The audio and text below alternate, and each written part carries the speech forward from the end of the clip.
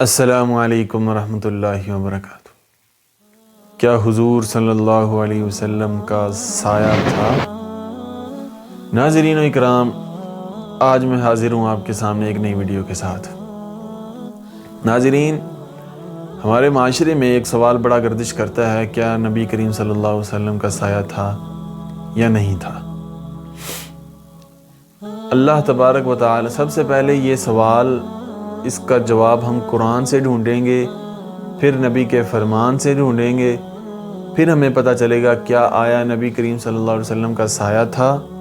کیا نبی کریم صلی اللہ علیہ وسلم کا سایہ تھا یا نہیں تھا؟ میرے پیارے بھائیوں، نبی کریم صلی اللہ علیہ وسلم کا سایہ تھا۔ آئیے قرآن پڑھتے ہیں اور دیکھتے ہیں کہ نبی کریم صلی اللہ علیہ وسلم کا سایہ کس طرح تھا۔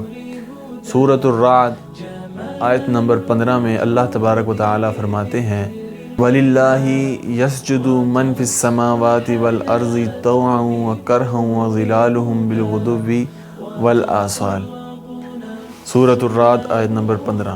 اللہ تبارک و تعالی فرماتے ہیں، وَلِلَّهِ، اور اللہ ہی کے لیے، یسجد، سجدہ کرتے ہیں، من فی السماوات والارض، جو کچھ بھی زمین و آسمان میں ہے، وہ اڑنے والا ہے، رینگنے والا ہے، تیرنے والا ہے، چلنے والا ہے، یا دوڑنے والا ہے، یا بھاگنے والا ہے، یا جو بھی اس کی نوعیت ہے۔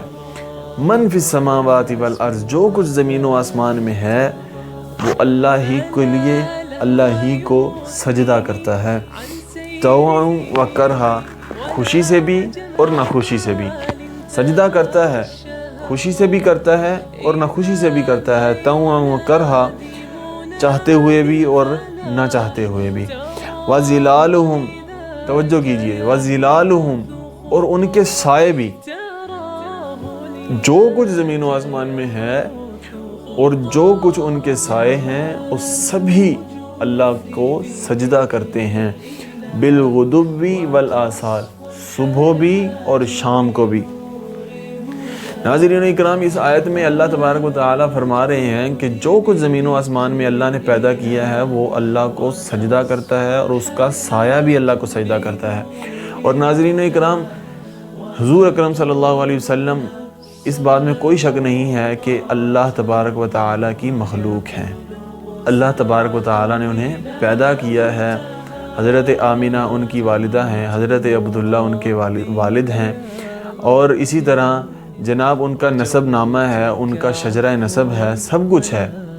اس سے پتہ چلتا ہے کہ حضور اکرم صلی اللہ علیہ وسلم اللہ تبارک و تعالی کی مخلوق ہیں، اور مخلوق کا سایہ ہے۔ اللہ نے کہا ہے کہ جو کچھ میں نے پیدا کیا ہے وہ مجھے سجدہ کرتا ہے، اور سجدہ کرنے کے ساتھ ساتھ ان کے سائے بھی سجدہ کرتے ہیں۔ آئے اللہ تبارک و تعالی کے قرآن کی دوسری آیت دیکھتے ہیں، سورۃ النحل آیت نمبر 48، آیت نمبر اولم یروا الی ما خلق اللہ من شیء یتفیأ ظلالہ عن الیمین والشمائل سجدا للہ وہم داخرون۔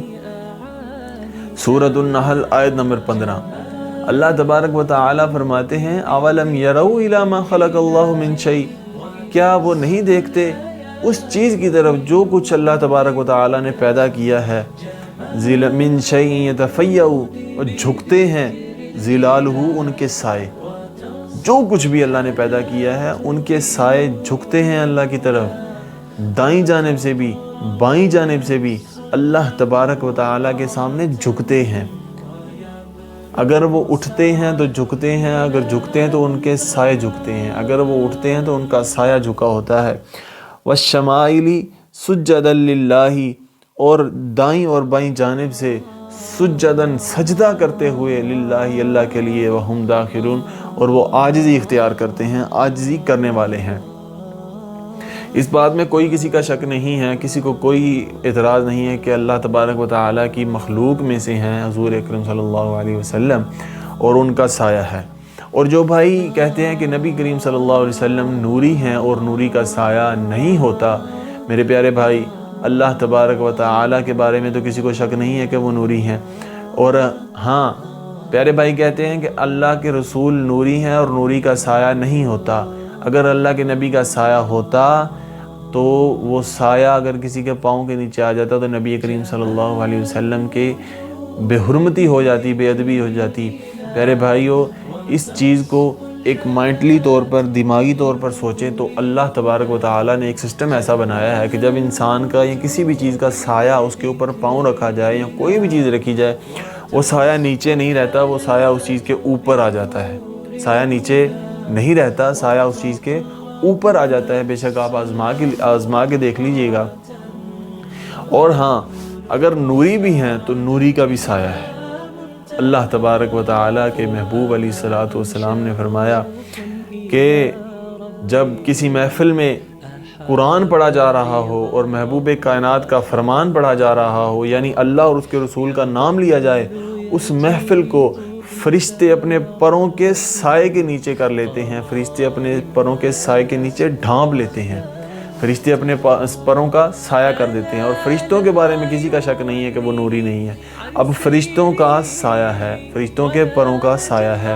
آئیے آگے چلتے ہیں. میں صحیح البخاری میں حدیث موجود ہے کہ اللہ تبارک و تعالیٰ کے محبوب نے فرمایا, کل قیامت کے دن, قیامت والے دن جب کسی بھی چیز کا سایہ نہیں ہوگا, اللہ تبارک و تعالیٰ اپنے سائے میں سے 7 قسم کے لوگوں کو اپنے سائے میں سے سایہ عطا کریں گے.